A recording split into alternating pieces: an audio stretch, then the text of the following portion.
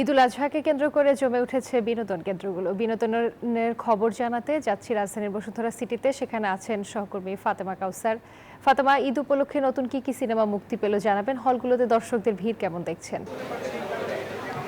আসলে আমরা ঈদুল আজহাতে দেখি যে 4টা থেকে আসলে বসুন্ধরা সিটি স্টার সিনেপ্লেক্সের যে শাখাগুলো রয়েছে সবগুলো শাখা দর্শকদের জন্য উন্মুক্ত করা, এবং আমরা বিকেল 4টা থেকে যেটি দেখছিলাম যে এই সবগুলো শাখাতে আসলে দর্শকদের উপচে পড়া ভিড়।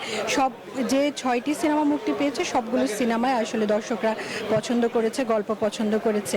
এবং মজার ব্যাপার হচ্ছে বিকেল থেকে আমরা দেখছি যে 6 সিনেমা মুক্তি পেয়েছে তার কলা কৌশলীরা কিন্তু সিনেমা হলগুলোতে ঘুরছেন, তারা কিন্তু দর্শকদের সরাসরি প্রতিক্রিয়া জানতেন। আপনি নিশ্চয়ই দেখতে পাচ্ছেন ক্যামেরার চোখে এখন এশা মার্ডার কর্মফল যে সিনেমাটি রয়েছে সেই সিনেমার কলাকৌশলীরা কিছুক্ষণ আগে তাদের সিনেমাটা দেখেছেন দর্শকদের সাথে। দর্শকরা কি বলেছেন তাদের সিনেমা দেখে সেই প্রতিক্রিয়া আসলে সংবাদ সম্মেলনে তারা জানাচ্ছেন। তার আগে কিন্তু তাণ্ডব সিনেমার টিম জয়া আহসান, সাবিলা নূর, রায়হান রাফি সহ তারা তাদের সিনেমাটি দর্শকরা কেমন দেখেছে সেই খবর আসলে দর্শকদেরকে জানাচ্ছিলেন।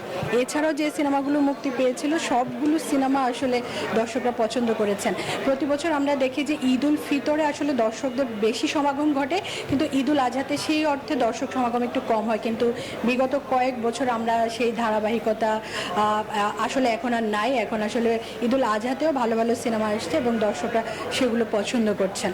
তো এই ছিল এখন পর্যন্ত আসলে বসুন্ধরা সিটি স্টার সিনেপ্লেক্স থেকে আমার কাছে সর্বশেষ খবর। ফাতেমা, আপনাকে ধন্যবাদ। বান্ডেল থাকলে প্রতি সেনমানিতে টাকা বাঁচবে।